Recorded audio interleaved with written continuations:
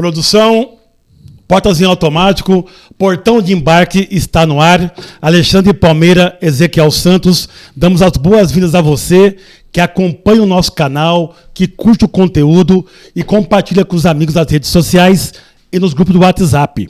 Muito obrigado.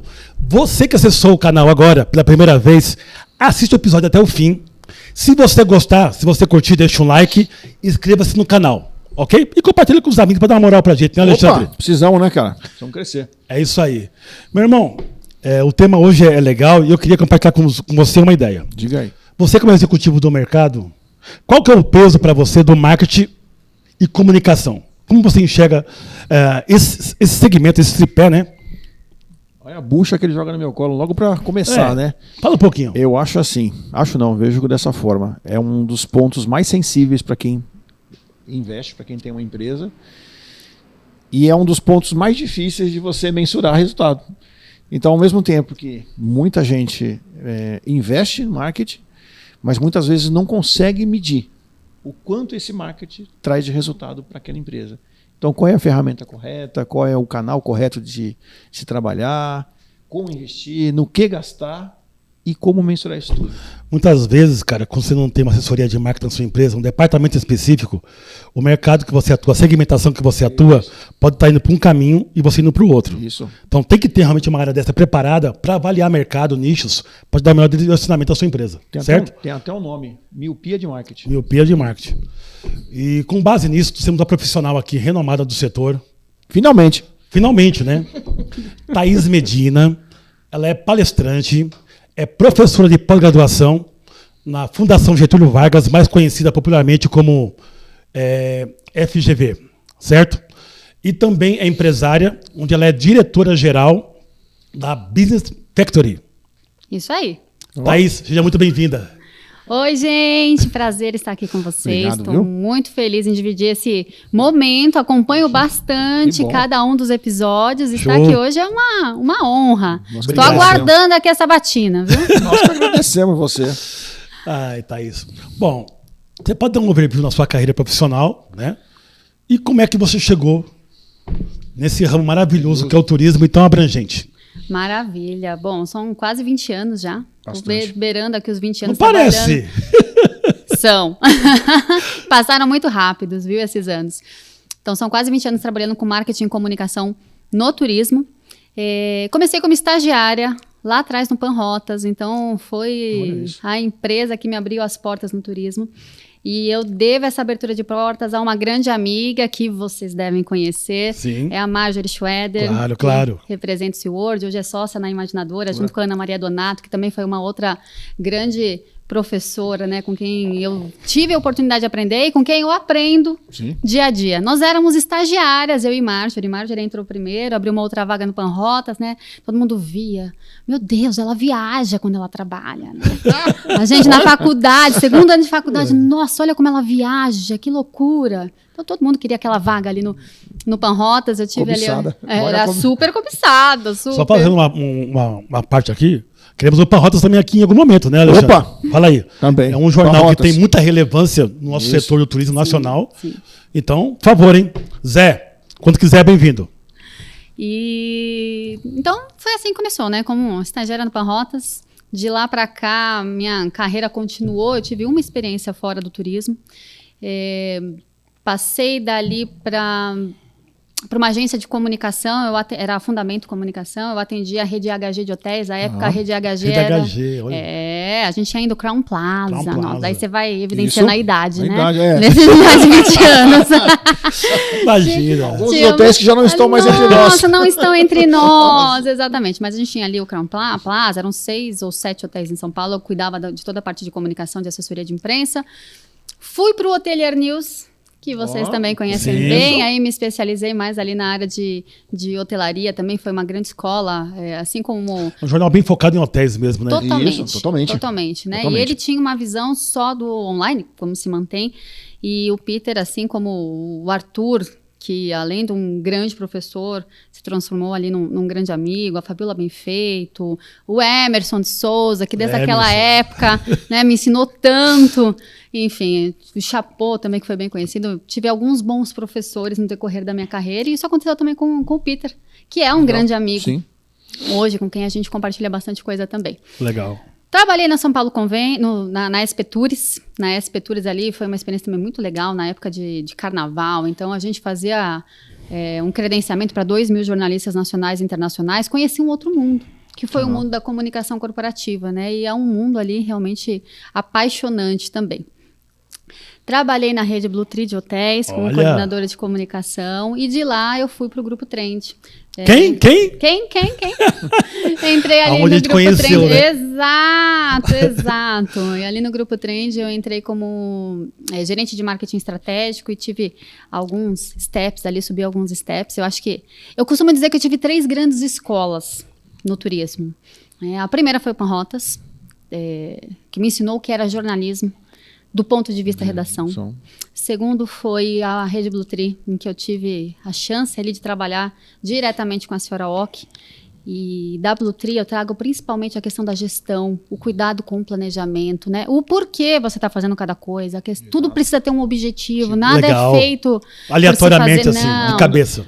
Então, tem uma questão muito da cultura oriental, de ter metodologia, do cuidado com as pessoas, né? Então, a senhora Ock já dizia naquela época e continua dizendo, ela fala muito da Madre Teresa de Calcutá, né? Que tem uma frase que diz: não deixeis que alguém que chegou-se até você vá-se embora sem estar melhor e mais feliz. Então, isso é algo... Não sei se são exatamente essas palavras, né? Mas o contexto. Mas esse é o contexto. Vou procurar no Google, né? Errado. Não. Mas esse é o contexto mesmo, né? E ela prega isso muito fortemente nos hotéis. A senhora Ock, ela tem um perfil que ela viaja o Brasil inteiro para treinar a equipe. E não é de hoje, né, Thaís? Não, é de sempre. E hoje ela continua fazendo isso. Então, é realmente algo muito encantador. E minha terceira grande escola realmente foi a Trend. Meu terceiro grande desafio, professor, né? Foi Lupa. Né, que a visão era muito diferente. Então, eu saí de uma empresa em que se tinha muita formalidade nas vestimentas, né? Eu lembro quando eu entrei na Blue Tree, um padrão. Eu tinha um dress code ali, um guia de vestimentas, por mais que eu trabalhasse no corporativo. Sim. E eu fui para uma outra empresa que ela era mais informal e o olhar dela era venda. Então, vocês estavam falando de como mensurar resultado. Isso. Então, era um olhar muito diferente. Então, eu tive uma escola com o Arthur e Panrotas, que me ensinou o que era o turismo e o que era o jornalismo. Tive uma outra escola com o Blue Tree, que me trouxe esse olhar do planejamento, do cuidado, da gestão. E tive uma escola com Lupa, ali, Trend, em que a gente lançou 5 empresas em 3 anos. Sim. Em que nós estivemos ali e era um olhar diferente. Então, vai, faz, resolve e se precisar mudar alguma coisa assim, bem agressiva, vambora, né? Exato. E o olhar como eles denominam o Lupa, o pitbull, né? Exatamente. Então, acho que as 3 foram muito importantes, né? E é uma mistura das 3 que eu trago hoje no que eu entendo realmente como marketing e no que a gente quer oferecer sempre para os nossos clientes. Bacana demais. Uma pausa pequenininha. Lupa, também nosso convidado aqui também, viu? Quando puder, por favor, hein? Só marcar. Será muito bem-vindo. É isso, e aqui estou eu hoje. E aí, acho que tem um ponto bem importante, né? No meio... eu sempre gostei muito de estudar. Mas cheguei num momento, logo depois de formada, há bastante tempo já isso, que eu falei, e agora? Para onde eu vou? O que eu faço da vida? E eu esperei um pouquinho para entender quais seriam os caminhos, né? Foi quando eu realmente caí na parte de marketing, eu me apaixonei pela comunicação corporativa e pelo marketing, eu fui fazer um MBA em marketing, que foi na Fundação Getúlio Vargas, e lá eu me apaixonei por uma outra coisa, que foi pela sala de aula. Sério? Sou completamente apaixonada pela sala de aula. Eu acho que quando você leciona, você aprende muito mais. Dessa parte, eu sempre achei que você se comunica muito bem, né, de hoje. Obrigada. Né? Então, dar aula, cara, acho que assim, com conhecimento, essa sua desenvoltura, pô, perfeito. E é muito bom, porque você vai aprendendo muito. Você precisa se preparar para dar aula.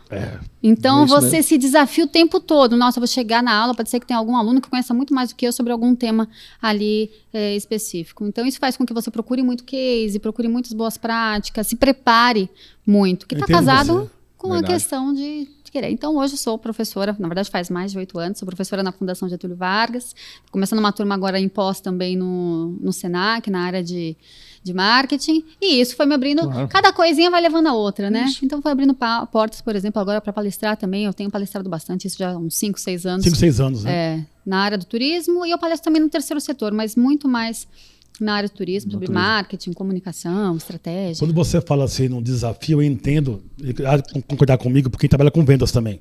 Então, sempre você tem que se preparar melhor, né, para o seu cliente, para oferecer diferenciais, tecnologia, atendimento, suporte. Então, esse teste ele é recorrente mesmo. Não, com certeza.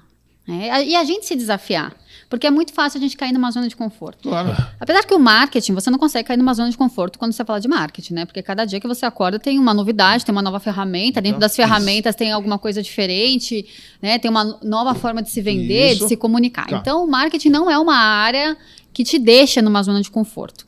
Já começa por aí, mas realmente a gente tem que se desafiar. E aí, complementando o que você está expondo, como todo dia surge uma forma nova, hoje você tem ainda a entrada de todas essas mídias digitais. Nossa. Então, para onde? Né? Aí eu faço a pergunta para você: aonde que o empresário, como é que ele se posiciona? Como é que ele olha para tudo isso e fala assim, vou investir nisso, vou para cá, vou para lá, faço isso, não faço aquilo. E aí, Thaís? Olha, o primeiro ponto que a gente precisa entender e enxergar é quem eu sou. Não é? Então, vamos pensar num processo de comunicação. E como eu quero me posicionar? Então, dentro de um processo de comunicação, a gente tem ali o emissor da mensagem, que é quem eu sou. Então, se minha marca fosse ali uma personagem, quem seria? É o que a gente chama de persona da marca. Essa personagem, ela tem um nome, ela tem uma idade, ela tem o que ela gosta, o que ela não gosta, dores, o que ela acredita, o que ela não acredita. E ela define um tom de voz. Então, essa personagem fala com todos os stakeholders ali no mesmo tom de voz. Eu não posso ter uma comunicação com o mercado que é de uma forma e ter uma comunicação interna que fala completamente diferente, acaba não fazendo sentido. Então, primeiro definir ali quem é o emissor. Daí vamos para o receptor. Quem é que vai receber minha mensagem? E dentro de um processo de estratégia de marketing de comunicação e de posicionamento, a gente precisa entender quem seriam essas personas, esses agrupamentos que fazem sentido eu conversar. Então, podem ser pessoas que já representem algumas categorias de cliente que eu tenho. E a gente fala bastante hoje sobre nicho. Quanto melhor, mais nichado, mais segmentado. Mais direcionada a nossa comunicação, né? Se eu quero falar tudo para todo mundo, esquece. Você não vai comunicar nada ali para ninguém. Então, defino ali quem são essas personas. Então, eu posso ter uma persona que é a família, então, identificando que eu sou uma agência ou um resort vamos pegar um resort. Eu sou um resort e eu tenho como público principal ali a família. Então, quem que seria uma persona para mim? Seria a Joana, que tem 32 anos, que tem 2 filhos de tanto e tantos anos, que tem o seu pet, que viaja sempre em família para descansar e curtir as crianças, porque ela trabalha muito durante a semana e fica super estressada, super cansada. Então, você vai desenhando a historinha. Então, a Joana é uma buyer persona. Quem que deve ser nossa buyer persona? Quem já é nosso cliente e quem a gente também quer que seja nosso cliente. Claro que você pode me falar, nossa, mas a gente pode ter centenas, milhares de pessoas. Pode, mas a gente tem que definir ali.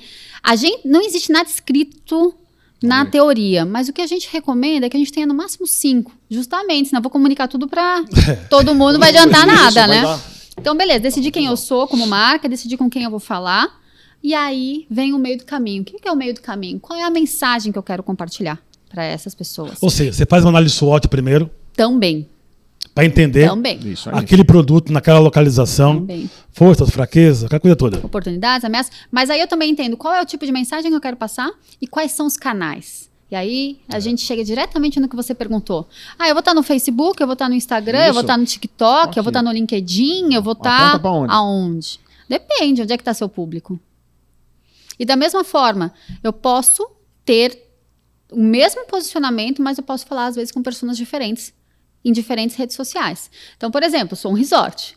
Eu, como resort, eu falo com a mãe, que a gente sabe, né? Todas as pesquisas mostram o quanto a mulher é influenciadora ali das viagens. Então, com a mãe, onde é que está esse perfil? Bom, esse perfil aqui, ele está muito mais no Instagram.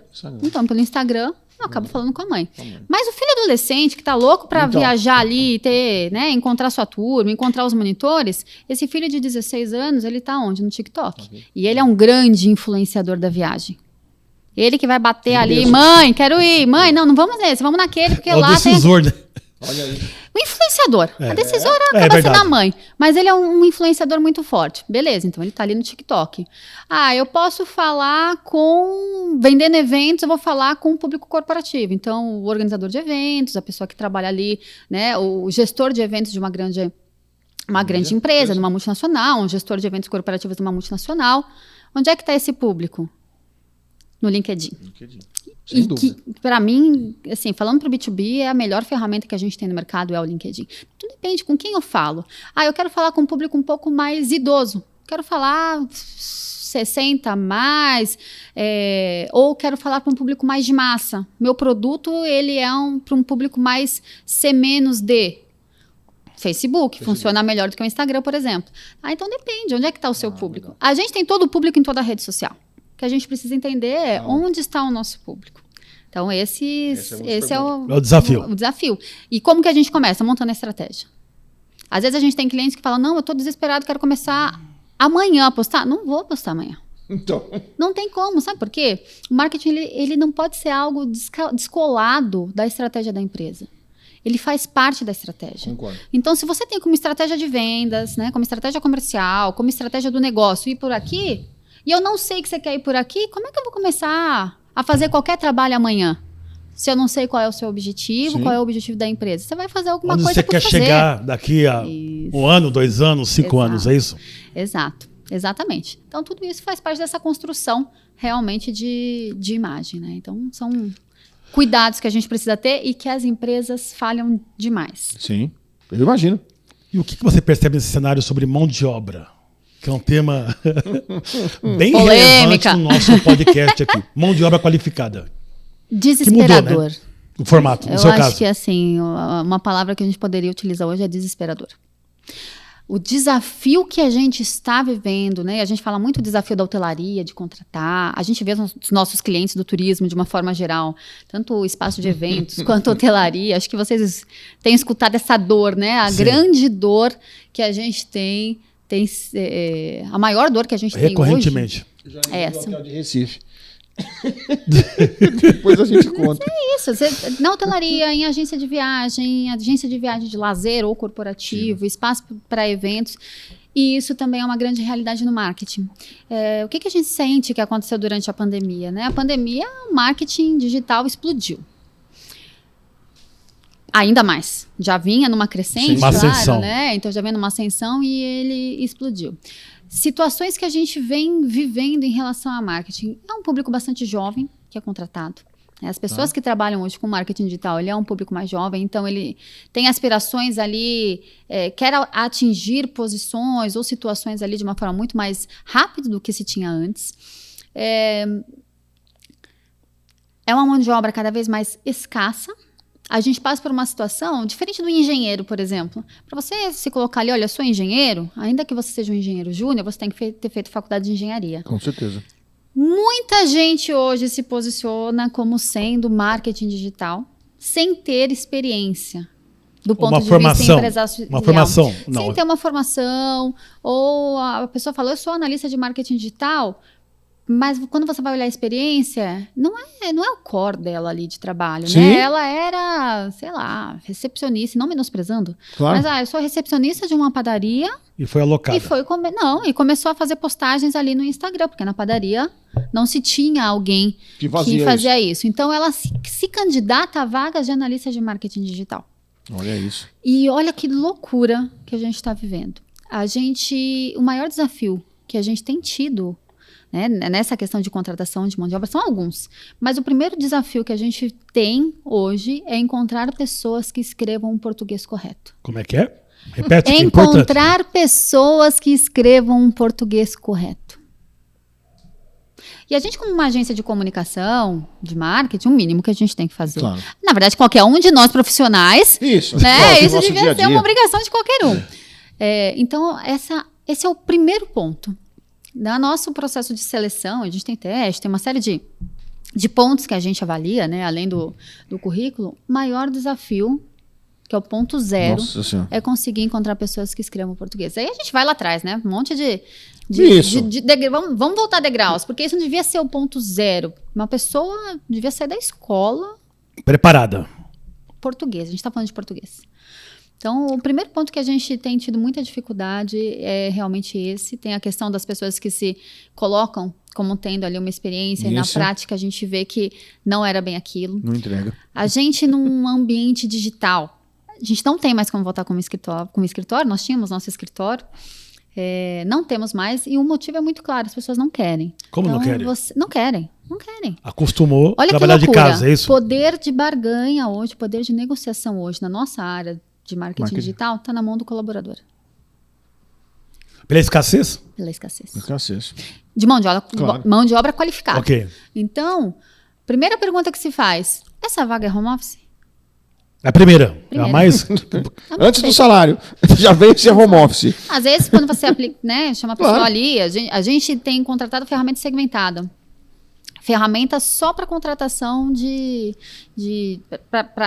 para recrutamento de marketing, de uma forma geral, né? Então, quem se cadastra ali são pessoas que já conhecem a ferramenta, que sabem que são só de marketing. Então, a gente falou, bom, vamos fazer esse investimento. Lógico. A gente vai encontrar pessoas mais qualificadas. E a primeira, antes de participar de um processo seletivo, é uma das perguntas feitas. Tudo bem, dá certo. Funciona.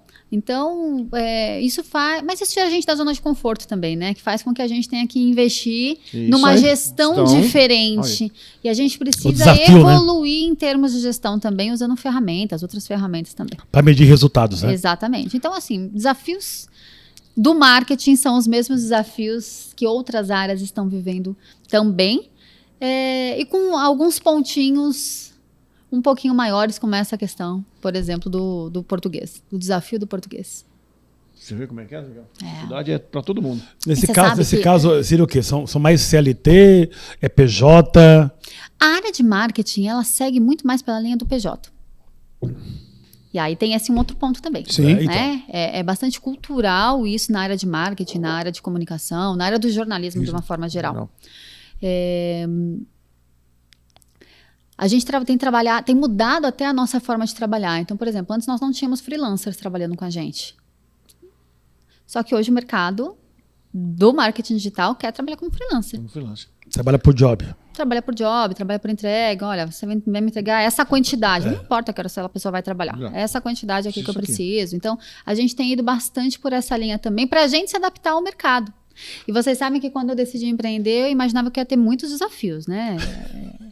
Desafio de clientes. Imagina. Mas eu nunca imaginei que eu teria esse. Esse desafio. Mesmo porque a questão do olhar para pessoas foi uma das coisas que fez com que eu quisesse sair do mundo corporativo e empreender. Então eu imaginava muitos desafios. Menos esse, de mão de obra mesmo, né? Então a gente... A sua visão era mais na execução, não na contratação, né? A minha visão era de onde virão meus clientes. E esse nunca foi um problema, né? Mesmo porque a gente não consegue escalar rápido. Nosso trabalho, a nossa entrega como agência, e focando realmente na qualidade de entrega, não consigo ter 10 novos clientes no mês. Claro. A gente não consegue evoluir dessa forma, porque depende de mão de obra, totalmente, para fazer isso. Lógico, a gente pode ter melhorias, ter evoluções ali utilizando uma série de ferramentas, e a gente usa todas as que fazem sentido para a gente ganhar em produtividade, em qualidade, mas a gente depende de gente. E aí a gente depende de treinamento, a gente depende de evolução. Então, tem pontos aí interessantes. Eu tenho uma questão até que você vai me ajudar. Hoje em dia, e você sabe, você que trabalha com marketing sabe muito mais do que eu. Eu vejo que assim, tudo está indo muito mais rápido. Sim. Tudo está sendo acelerado de uma forma muito forte, né? As coisas acontecem de forma muito rápida. E como é que você trata isso com o seu cliente? Porque hoje ele vai investir, olha, a moda agora, vamos trabalhar com esse destino, que é essa praia, vamos dizer que é Maldivas, hoje é esse destino que o mercado inteiro quer trabalhar. O sonho de consumo desse momento, é isso aqui. Daqui 2 meses já não é mais aquilo. O mundo está falando de uma outra coisa, o destino agora é neve, o destino é aquele, ou a empresa estava trabalhando com viagens domésticas, e voltou tudo para fora. E como é que você alinha essa questão de uma forma rápida? Porque isso aí eu percebo que é uma dificuldade que o mercado tem. Olha, cada vez mais a gente precisa trabalhar com dados. Tá. Então, vamos pegar um exemplo. Se eu pego uma agência que vende internacional e durante a pandemia ela precisou virar totalmente. A gente teve cliente nessa linha. A gente realinha a estratégia. A estratégia ela é muito importante, ela é muito necessária, mas ela não pode estar escrita em pedra e nem guardada na gaveta, que eu já vi muito isso também. Vamos desenhar uma estratégia, guardou na gaveta, né, fechou o arquivo, nunca mais olhou a estratégia. Não. Então, a gente precisa realmente desse realinhamento. Durante a pandemia, por exemplo, a gente falou, olha, pega a estratégia, guarda na gavetinha e a gente vai rever. E essa revisão era semanal. Não dava para se pensar, né? Se antes a gente falava, não, vamos fazer um planejamento para 5 anos, esquece. Não tem como. Imagina, você não tem como, você não sabe o que vai acontecer ano que vem. A gente não sabe no nosso mercado de viagens o que vai acontecer ano que vem, se tudo isso que a gente está vivendo, né, esse boom, ainda realmente é demanda reprimida, como se vem falando, ou se não, é o novo normal, esse. Maravilhoso, se for, né? Ficaremos muito felizes se realmente continuar assim. Pegando esse gancho do Alexandre, sobre reposicionar a sua marca, o seu produto, sim. Falar. Fronteira fechou, o DNA da empresa era vender internacional. Como é que se consegue moldar um DNA que a empresa não tinha, por exemplo? O desafio é muito grande, deve ter aí uns casos aí bem... E aconteceu um monte disso. Difíceis, né, que você enfrentou aí. Muitos. Não, isso com certeza. Primeiro, a gente tem que olhar para dentro. Então... Precisamos nos reposicionar. Antes de começar a pensar no marketing, tem que olhar para o produto. Eu costumo dizer que é o seguinte, produto, vendas e marketing tem que andar de mãos dadas. Não adianta eu fazer um marketing de um produto que eu não tenho. Não adianta eu fazer um marketing verde, de falar sobre ESG, sobre sustentabilidade, sendo que eu não faço o mínimo. Isso. Então, uma coisa que a gente sempre orienta os nossos clientes é o cuidado que a gente precisa ter entre a realidade e a imagem que a gente quer passar. Legal. Acho que não tem nada tão ruim quanto a gente trabalhar um marketing super forte e o mercado falar, tudo mentira, é piada. Quantas vezes a gente não escuta isso? E tem empresas que fazem isso. Tem. Grandes, hein? Tem. Você teve algum case que você conseguiu virar, sem citar nomes, assim, nesse contexto? Teve dificuldades, né? Sim. Até mudança de comportamento, mindset do dono da empresa, aquela coisa toda. Uma coisa é você dizer que vai fazer, outra coisa é executar. Sim, mas isso veio da empresa, porque veio da necessidade. Quando a gente passa por momentos como uma pandemia, como um furacão, a gente tem que se reinventar ou a gente morre. Então, a gente teve várias situações e vários clientes que se reinventaram. Não adianta vir isso da agência de marketing. A agência de marketing, sim, vai estar lá para apoiar na estratégia, apoiar na execução, acompanhar os resultados. Mas não adianta vir da agência de marketing, a agência de marketing não faz nada sozinha, se não vem a inteligência do cliente. Então, quando a gente entra num processo em que você tem o cliente e a agência, primeiro, dentro do cliente, vendas, produtos. Às vezes a gente tem empresas que vendas e produto querem se matar, né? Isso. Em marketing entra. Então ficam 3 departamentos ali, um querendo matar o outro. Um lutando contra o outro. Um lutando contra o outro e quem é o culpado? Fulano! Então, não. Quando você tem essa união entre marketing, vendas e financeiro também, e produto... Financeiro também. Tem que estar conectada à estratégia. Quando você tem, então, esse olhar... a empresa ela vai conhecer muito melhor o produto, a empresa ela tem que conhecer muito melhor ali o cliente do que a agência. Conta o case nosso, que isso é real, vamos dar trade do passado, quando você atuou lá. Porque eu lembro que na época, nossa relação era muito próxima. Sim. Vendas e marketing. Sim. E era um guia importante de direcionamento para a empresa, para onde, né, a empresa quer chegar. Tinha a meta, planejamento estratégico lá, para atingir os números, e marketing é um pilar fundamental para direcionar o caminho. Perfeito. Né? Mas era a mesma coisa, era estratégia. Então, você sabia qual era a meta de vendas do ano. Isso. Você tinha todo o orçamento muito bem definido de cada uma das áreas. Não era só a gente está falando de vendas, mas a gente tinha de produtos muito forte também. Certo. Porque eu tenho que ter um bom produto, uma boa negociação para conseguir com que vendas realize a venda e o marketing trabalha. É por isso que é tão importante que a gente tenha realmente essa tríade. Mas eu vejo que, pegando até como a Trend mesmo, e outras empresas, o grande desafio quando a gente responde talvez por uma linha do financeiro, tem ações de marketing que você não consegue mensurar a curto prazo. Boa. Você faz uma campanha. Vamos fazer uma campanha de vendas, uma campanha de incentivo que vai ter, sei lá, um prêmio X, um Vantur como prêmio. Uma viagem. Então você consegue mensurar o quanto aquilo aumentou, o quanto as pessoas se interessaram para aquela venda, o quanto restou de venda. Ou então, se você é uma agência de viagem que vende para o público final, ou um hotel, e você faz uma campanha de Google Ads e Social Ads. Você acompanha o tempo todo, quanto que isso vai trazer, quanto isso traz para você de resultado. Agora você vai fazer uma ação de relacionamento. Você vai fazer um jantar. Você vai fazer Já ouvi muito isso. Você vai comprar um Já ouvi muito mimo. isso. Eu imagino. Como é que você mensura esse retorno? É. Não é um retorno imediato. Então, esse é um outro ponto também, né? Quando a gente olha para o marketing, e o marketing é olhar o mercado de uma forma geral e fazer ações para o mercado de uma forma geral, você tem ações ali, tanto de aquisição de cliente, quanto de retenção, de manutenção, de relacionamento. Assim como você tem ações que você vai querer resultar em venda direta, e você consegue mensurar. Eu investi R$1.000 e eu tive um retorno de investimento de X. Então, Ou markdown também, algum produto específico, para medir como ele vem se comportando no mês e como ele reagiu no final do mês. Mas tem outros que vão ser focados totalmente em branding. Então, você elevar ali a sua marca. Mesmo porque se seu posicionamento de mercado ele não está adequado, ou você passou por uma gestão de crise de imagem, por exemplo, você vai querer vender, e como é que vai ser a aceitação se a sua imagem está ruim?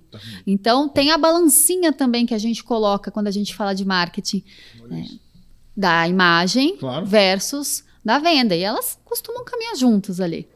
A gente tem muito cliente, por exemplo, que a gente trabalha a questão só de imagem. Só de imagem corporativa. Só a imagem? Só a imagem. Porque precisa fazer realmente um trabalho de imagem. Tem alguns clientes, por exemplo, que a gente trabalha a gestão de crise de imagem. Que só procuram, que nunca foi feito, às vezes, nenhum trabalho mais estratégico e mais profissional, e entra uma crise. E agora que a gente faz? Então, vamos lá orientar como é que a gente vai fazer toda a gestão de crise de imagem e olhando para todos os stakeholders. Isso aí, porque tem que aprofundar. Vamos lá. Esse conceito que você aplicou agora aqui. Uma empresa que, de repente, em algum momento, ela teve um nível de qualidade muito baixo porque faltou caixa, tomou um golpe, sabe? Não pagou o fornecedor, de repente, ou prorrogou pagamento. Como é que você trabalha isso? Bom, primeiro a gente tem que ter sensibilidade do cliente. Primeiro passo, a gente não tem como fazer tipo advogado mesmo, vamos dar seu caso. Senta aqui, fala a verdade. A gente precisa saber a verdade. Saber a verdade. Lógico, tudo é em caráter extremamente confidencial. A gente faz muita gestão de crise. A gente faz muita gestão de crise que nem estoura. Aí começa daí. Então, quando a gente sabe que tem alguma situação que pode se transformar numa crise, isso a gente já tem esse alinhamento com o cliente. O cliente já aciona, olha, tem uma situação. Beleza, vamos entender o que aconteceu, como aconteceu. E a gente já faz todo um trabalho prévio, pensando qual é o potencial dessa crise de estourar. Se ela estourar, o que pode acontecer? Isso. Então, qual é o nível? É um nível, legal. Por exemplo, que essa crise vai estourar nível trade. Então, beleza. Qual é o posicionamento? A gente já deixa até nota oficial aprovada com o jurídico. Porque monta-se um comitê de crise. Claro. Ou essa é uma crise que pode ser nível fantástico. Ou essa é uma crise só de redes sociais, de alguma coisa que vai rodar ali. Reclamações, né? Reclamações que estão... E é normal. E agora tem de tudo, né? Super.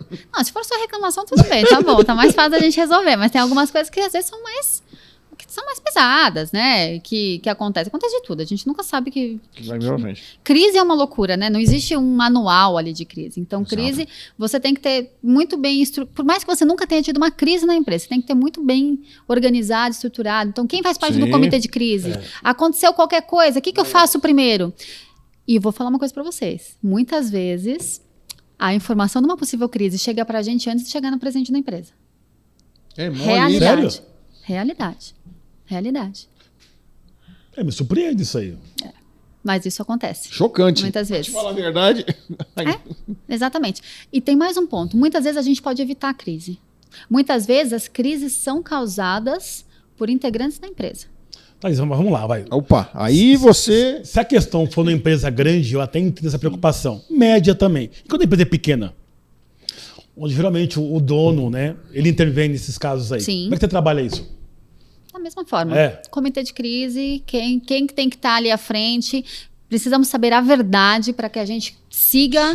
Né? Não tenha nenhuma surpresinha ali no meio do caminho. Quando você monta um comitê de crise, normalmente quem está envolvido diretamente na ocorrência, na situação, né? Quem é o responsável ali por aquele produto, por aquela área, tem envolvimento de advogado, quando é necessário, tem envolvimento do departamento de marketing, quando se tem departamento de marketing, e monta-se ali todo o fluxo. Já existe um fluxo definido. Tá, mas para ficar mais claro, o seu trabalho não é só a crise. Você faz um trabalho, uma proposta de valor para a empresa, isso segue um período. Você atua de acordo com a necessidade, é isso? Não é só na crise que você entra. Não. Já tem uma parceria formatada, só que é mais claro. Às vezes não. Olha, a gente teve um cliente recente que era um destino e ele passou por uma gestão de crise de mal. Claro que eu não vou abrir aqui, né? Claro. Por questão de confidencialidade e para não gerar outra crise para o cliente, né? Pelo amor de Deus. Estou aqui sempre para gerar crise. Mas a gente teve um cliente que nos contatou, ele falou, a gente está numa gestão de crise de imagem, saindo da pandemia, onde os destinos estavam todos explodindo, eles tiveram uma problemática. E a gente precisa de um plano de ação rápido, que a gente quer contratar vocês por 2 meses para resolver a situação. Definimos ali primeiro os objetivos, entendemos qual era o problema e se aquele problema era realmente daquela forma. Claro. Comitê de crise, plano de ação, o que, quando, responsável, qual é o resultado esperado. E o resultado desse cliente, por exemplo, foi sensacional. Então, quando a gente fala de assessoria de imprensa, por exemplo, e trabalho com influenciadores, a gente tem um fator ali de medição de resultado, que é a valoração. Então, olha, se tudo que foi conquistado de conteúdo de influenciadores e de assessoria de imprensa e notícias para mídia, se isso fosse publicidade, quanto custaria? Quanto que a gente pagaria? Retorno de 2 meses desse cliente foi de mais de 30 milhões de reais. Olha só! De retorno de valoração. Então, mas por que deu tão certo? Porque o cliente estava junto. E esse é um grande... Eu acho que tem 2 grandes desafios quando a gente fala na relação cliente-agência. Primeiro, muitas vezes o cliente contrata e delarga, né? Já contratei a agência, a responsabilidade é da agência? Não. É um trabalho em parceria, senão não acontece. E o segundo ponto é a parceria mesmo. Então, cliente, estamos com essa situação, vamos junto, vamos fazer isso, vamos fazer aquilo, vamos mudar a rota? Então, o cliente comprar também a ideia ali da agência, né? E os 2 trabalharem realmente juntos. Quando você fala, por exemplo, de um trabalho de influenciador, um trabalho orgânico, né? Sem que haja pagamento ali para o influenciador ir lá fazer um trabalho, isso envolve um esforço grande.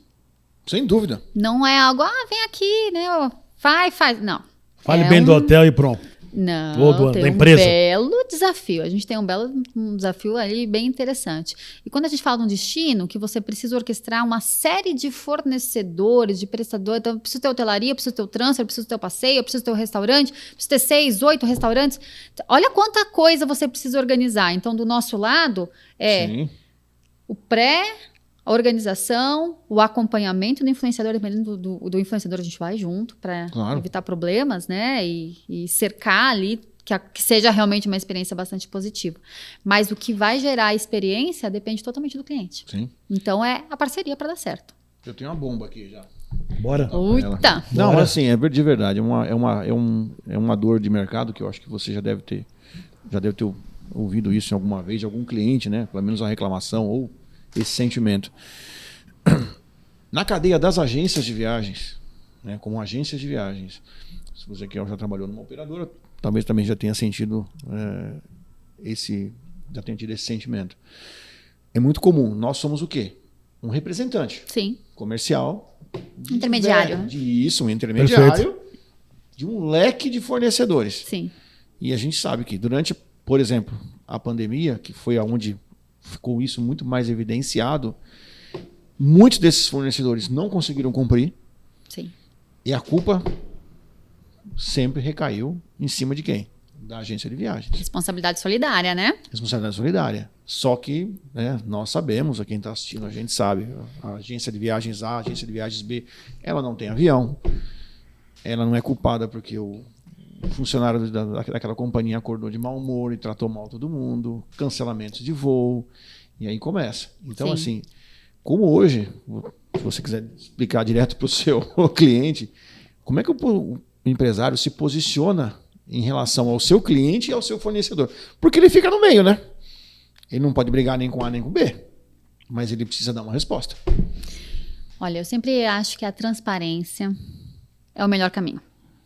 Durante a pandemia, a gente viu muitas empresas que agiram ali com extrema transparência.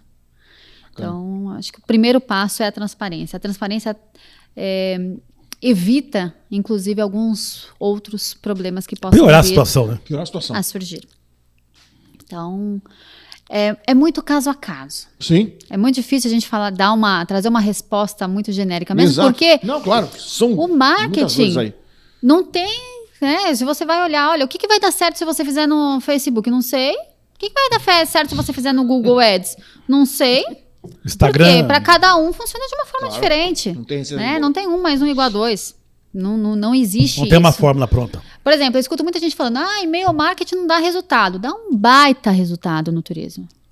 Experiências que a gente tem, ainda mais quando a gente fala de um mailing ali que seja B2B, ou seja, sei lá, numa relação operadora, agência, ou associação, a gente atende bastante associação também, associação com agência, dá muito resultado, traz muito resultado. A gente às vezes faz vê... sentido, totalmente sentido. Às vezes a gente tem clientes, assim, que às vezes a gente vê, faz campanha com taxa de abertura de e-mail de 40%.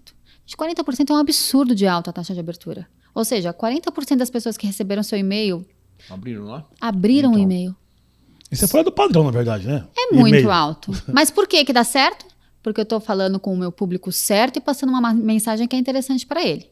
E não estou entupindo ele de e-mail, porque se você vai mandar... Isso. Porque Sim, mais mesmo, um. A dose do remédio tá certa. Tá dosado. É verdade, faz certinho. sentido isso aí, porque eu vou pondo pra caixa de lixo. Então. Exatamente. É meio mesmo do mesmo, pra mim, na minha cabeça, teoricamente, é muita informação, na minha visão, repetitiva. Sim. Então eu tenho que passar a mensagem certa para o público certo e que tem interesse e que quer receber aquela mensagem. Aí ele funciona. E ainda que ele não abra, o nome da tua empresa que está chegando ali para ele. Na caixa então, às vezes ele não vai abrir aquele e-mail naquele momento, mas tá ajudando ali para sua marca chegar, né?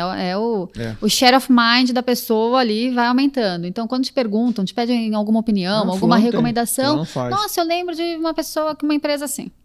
Tá, então, mas com cuidado, né? Não adianta você mandar inúmeros e-mails que a pessoa vai se encher de você e fala, não te quero mais. 40% é uma taxa bem acima da média, pô. Altíssima.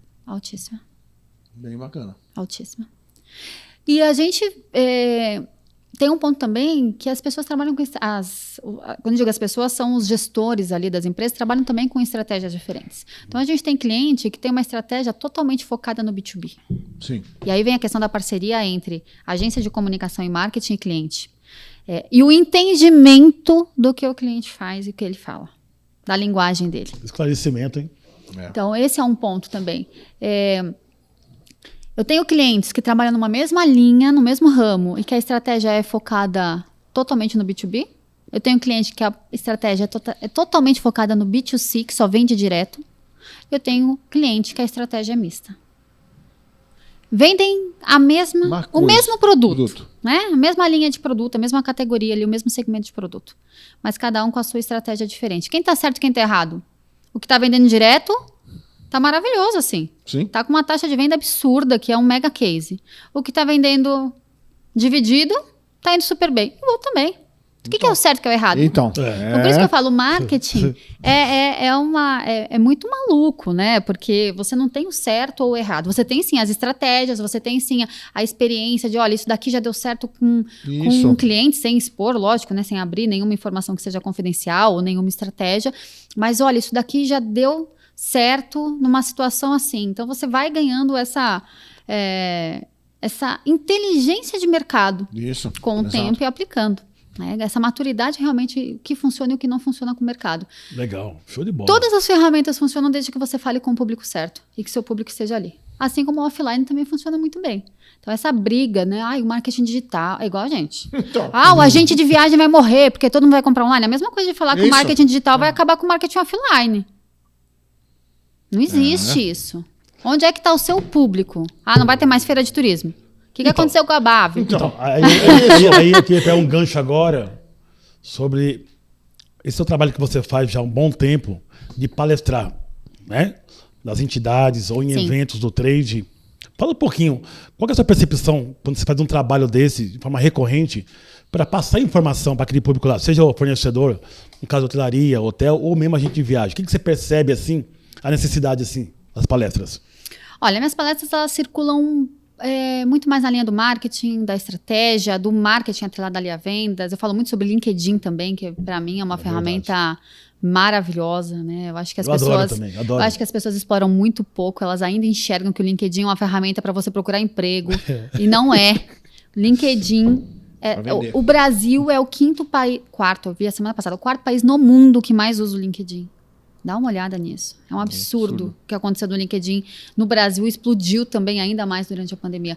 Então, é uma ferramenta que tem um posicionamento muito, muito forte, né? E que as pessoas vêm se interessando cada vez mais por ela, não só para ficar mandando aquele monte de mensagem chata, né? Sim. Querendo marcar reunião com quem você nunca viu e que as pessoas nem vão te dar bola. Não é isso, isso não é estratégico. Né? Mas quem sabe utilizar o LinkedIn de uma forma adequada, de uma forma correta, ela colhe ótimos frutos. Sim. Lembrando que cada um de nós, como profissional, a gente tem a nossa marca também. Então, ela é uma ferramenta de marketing pessoal para você fazer negócios, assim que ela deve ser utilizada. O que eu mais gosto é quando eu vejo o interesse das pessoas pelo que está sendo falado. Parece bobo dizer isso, né? Alguém que vai participar de uma palestra ali não tem interesse, mas acontece. Muitas vezes ali acontece. Então, quando você percebe o quanto a pessoa está interessada, o quanto ela te questiona, o quanto ela se questiona sobre o que está sendo falado, eu acho que é o ponto mais rico que a gente tem. E as agências de viagens, tem muito agente de viagem muito interessado em evoluir. E nesse novo momento que a gente vem vivendo no nosso mercado. Do marketing digital. Também. Também. É muito forte hoje, né? Também. Mesmo porque muito agente de viagem não vai contratar ali uma agência de comunicação para fazer o seu trabalho. Então, isso é muito claro. Exatamente, os pequenos. Mesmo porque ele vai falar, eu não tenho budget, não tenho verba, não tenho orçamento para isso, vou eu mesmo fazer. Tá ótimo. Vai fazer sim, vai produzir conteúdo, mas vai estudar para isso. Né? Não faça qualquer coisa, não é a sua imagem, a imagem da tua empresa. Eu costumo dizer que produzir conteúdo, eu acho que quem tem um bom português, voltando ao que a gente falou lá atrás, pelo amor de Deus, escrever um português correto, né? Que é o mais desafiador, consegue seguir muito bem. Eu tenho vergonha de aparecer em vídeo. Não precisa aparecer.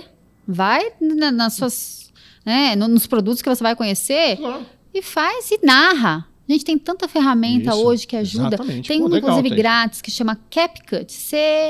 CapCut. Gente, essa é uma ferramenta de produção de vídeo. Você fala um monte de coisa, já aparece até a legenda. Você corrige o português na legenda, né? Mas ela vem até... Você faz uma série de efeitos, você grava vídeo. Então, tem tanta ferramenta que pode nos ajudar. O único ponto que eu acho um grande desafio para um agente de viagem que não tem experiência com marketing fazer é a parte de campanhas. Porque quando a gente fala de Google Ads e Social Ads, né, ou Meta Ads, né, que são os anúncios no Facebook e no Instagram, vou dar um exemplo lá na agência. Eu não opero. Eu falo de estratégia nessa linha e não é qualquer pessoa que opera. A gente tem um departamento exclusivo para isso, em que as pessoas só fazem isso. Coordenador, analista, só fazem isso. Por quê? Qualquer coisa que você dê uma pisadinha ali, é seu dinheiro que vai embora. Então, é diferente. E eu acho que um outro ponto, quando a gente fala para os empreendedores do turismo, de uma forma geral, ou para quem vai contratar uma agência, cuidado na hora de contratar. Nosso mercado, vou usar uma palavra feia aqui, mas eu não consigo pensar em outra. Tem muito picareta. Assim como eu falei da dificuldade que a gente tem de contratar uma mão de obra qualificada, e a gente treina muito, né? A gente tem um processo de integração do time forte. Fala um pouquinho da sua empresa, então. Como é que é a sua estrutura hoje? Quanto tempo está a empresa no mercado? Vende um pouquinho para o mercado da sua empresa agora. A gente está no mercado faz 5 anos e meio. A gente tem hoje 4 unidades de negócio. Né? A primeira unidade de negócios, ela é a maior, mais conhecida, que é a de marketing e comunicação. A gente se divide em toda a parte de estratégia e planejamento de marketing, on e offline, focados realmente no turismo. A gente tem toda a parte de design e desenvolvimento web. Então, eu quero criar uma marca, vou lançar uma empresa, quero criar um logo, preciso preparar um site, quero criar um e-book. Então, toda a parte que envolve a parte de design, a gente entrega. A gente tem o marketing digital, que a gente divide entre orgânico e mídia. Então, mídia é isso que eu acabei de falar, né? Tudo que envolve dinheiro. E a parte orgânica, então, gestão de redes sociais, campanha por e-mail marketing, campanha por WhatsApp, que também funciona dependendo do público, ou Telegram. Tudo depende. A gente fala muito hoje do conceito de comunidade. Então, quanto você consegue criar comunidades linkadas ali à sua marca, ao que você tem. A gente tem a parte de imagem corporativa, né, que seria relacionamento com a imprensa e com influenciadores. Imprensa, a gente fala de grande imprensa, não só do trade, e com influenciadores. E a gente tem a parte de comunicação interna e do marketing. E aí, para empresas maiores, pensando né, no colaborador de uma forma geral. A gente tem uma outra unidade de negócios, que essa é conduzida só por mim, que daí a gente fala de mentorias e coaching também. Olha, legal. Eu não falei isso, eu sou master coach. Né? Então, eu misturo tudo que a gente tem de marketing, estratégia, vendas. Então, para empresas, às vezes, menores ou para grupos, a gente faz mentorias e coaching de desenvolvimento de negócio. Tem uma que é bem recente, que a gente lançou recentemente, que é a nossa unidade de negócio de representação de destinos, inclusive é em parceria com a Índigo Hotelaria. Certo. Eles já têm essa representação no Brasil todo, né? Tem equipe de gestão de visitação às operadoras e agências em todo o Brasil, e a gente entra com a inteligência de marketing. Então, a gente se juntou experiências, né, e conhecimento para isso. Bacana. E tem uma quarta que a gente está lançando, que é...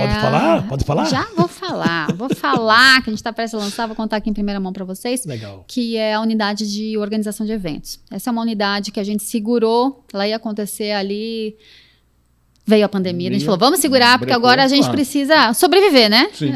Agora é a hora de sobreviver e não adianta a gente seguir lançando coisas. Quando você fala organizar evento, é a parte da estrutura de eventos? Desde o conceito. Logística toda? Tudo, de cabo a rabo. Então, desde o conceito, qual pode ser o conceito do evento, de acordo com qual é o objetivo, né? Isso que a gente falou do processo de comunicação, tem que ser muito claro, até realmente a organização e o pós-evento. Então, quando eu digo organização, quero participar de uma feira com stand.